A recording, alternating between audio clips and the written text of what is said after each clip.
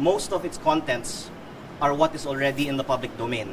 So I don't know why they can't release the report. I am here because I was hoping the ICI will release the report.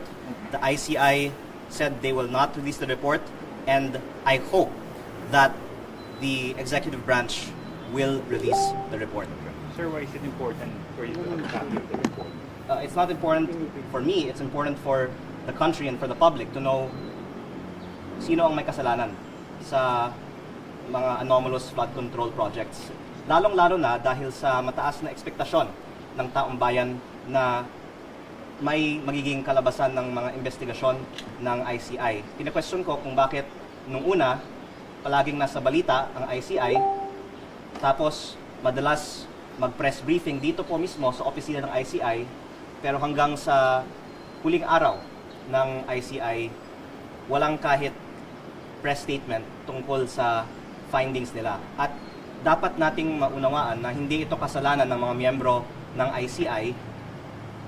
Actually, yung 41 million peso budget na inilaan para sa kanila, nung Disyembre nga lang daw, inilabas. Tapos binalik pa sa Treasury. Tapos nung January na, wala na silang masyadong mga nagawang mga investigasyon.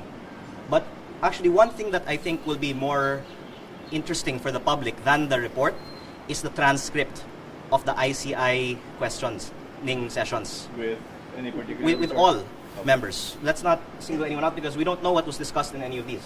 And I hope that these transcripts are still safely kept somewhere and that eventually they will be released. So, ang isang magandang maging aking panawagan ngayon ay isa publiko hindi lang ng gobyerno ang final report ng ICI, kung hindi, nananawagan po ako na isa publiko ng ICI ang transcript ng lahat ng mga sessions nila. Dahil ito po ay, I think, all the more needed now that there does not seem to have been closure on the flood control investigations. Do you think that the ICI's job was done, or were they abandoned? But obviously, it was not. And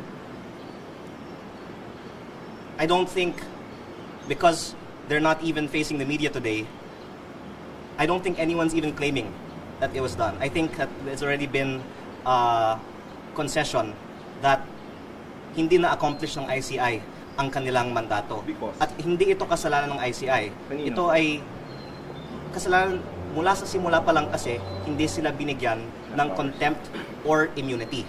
Kaya ang sana pwede kong sabihin dahil I'm thankful na binigyan nila ako ng kanilang oras at they're quite candid pero kaya hindi ko dinidivulge lahat ng kanilang mga sinabi ay hindi kasalanan to ng ICI.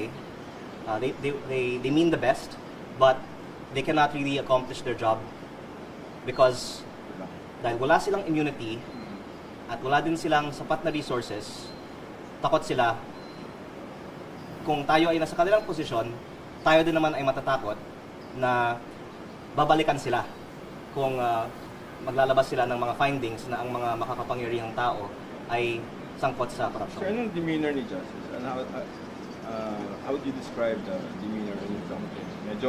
Actually, kung tingnan lang natin disappointed ba? yung entrance ng ICI dito, medyo malungkot kasi nakasara ang mga ilaw, Si Justice. ang mga staff actually mga 40 yung contract at Yes. until earlier this year, inaasahan pa kasi na ipapasa ng Kongreso yung ICI bill Oo. para tuloy-tuloy ang mga investigasyon ng ICI. Pero dahil tigil na ang ICI, yung mahigit kumulang 40 na mga contract hires ng ICI ay mawawalan na rin ng trabaho by tomorrow. Anong sentiment ni Justice? Yung kakausap mo? I think ang buong ICI ngayon ay medyo... Justice in particular. Well, if I say ang ICI, then you can infer that that includes justice. Ang base po lang sa nakikita natin dito na parang sarado ang opisina, patay ang ilaw, ayaw nilang humarap sa media, masasabi natin na ang ICI ngayon ay demoralized. Okay. Dahil kaya sila pumasok dito, gusto nila may kalabasan sa mga investigasyon. Pero I think dahil wala namang mga nagsasabi to the contrary, masasabi na hindi na-accomplish ng ICI ang kanilang mission, kaya demoralized ng ICI ngayong araw. Sir, what happened at the Cabral files? Yun nga din ang isang hiniling ko na buksan ng ICI nung buhay pa si Yusek Cabral. Because when I came here in mid-November, buhay pa si Yusek Cabral. At pinakita ko nga po sa ICI, at gusto sana ng ICI na buksan ito, pero ibinigay na daw ng DPWH sa Ombudsman ang computer at ang files ni Yusek Cabral. At yun din ang isang disadvantage na walang contempt powers ang ICI. So, ang sagot sa tanong ninyo at sa ibang mga tanong tungkol sa findings ng investigations ng ICI ay hintayin na lang natin ang ombudsman para ilabas ang kanilang authenticated at opisyal na findings sa mga investigasyon na ito. Pero sa akin naman, ako po ay naghintay din kung may lumabas at kung by March 31, ilalabas ng ICI ang kanilang report. At dahil hindi ito lumabas ngayong araw, sana mas mauunawaan naman din na kailangan umaksyon ng mga iba para lumabas ang katotohanan tungkol sa mga flood control projects. But you still have the Cabral files? The copy of it? That and other information that I hope can be divulged because that's what the Filipino people are expecting. So, sir, sila? So, Laura, demoralized ba kayo?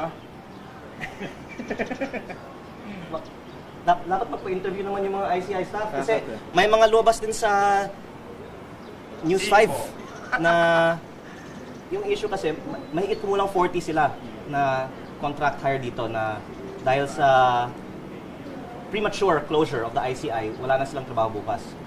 There's no spin that can be made that the ICI has accomplished its task and thus is ending its term. The ICI is prematurely being cut short today Ba't kaya? because the fact that the very employees of the ICI don't have any plans by tomorrow means that it was not foreseen that that was the case. Bakit kaya? Because I think there's a lot of other issues now that are occupying our media space, including, of course, the high price of oil because of the war in Iran and other political issues. And I feel bad that pagpasok ng isang congressman sa Kongreso, ang daming mga pinag-uusapan na ang pakiramdam ko, tayo po ay nagiging bahagi ng isang cover-up. At kaya din ako nandito ngayon dahil gusto ko sanang huwag malimutan ng taong bayan ang issue ng flood control at lahat ng mga tao na nananawagan para sa transparency at accountability sa nakaraang taon ay